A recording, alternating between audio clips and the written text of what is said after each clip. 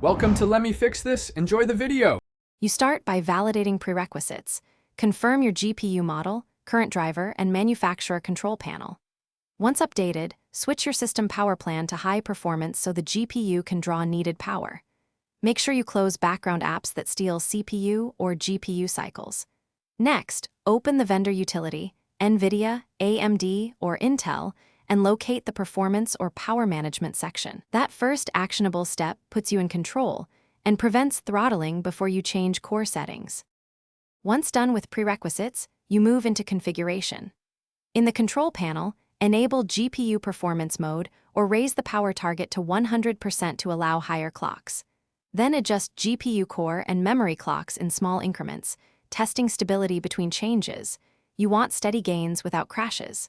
Make a more aggressive fan curve to manage thermals and run monitoring tools for temperatures, clock speeds, and power draw. This measured approach balances performance increases with hardware safety. To finish, test your tuned configuration under real-world loads. Run games and synthetic stress tests to confirm stability and measure FPS gains. If results are solid, save the profile in the vendor utility and lock your Windows power plan so settings persist.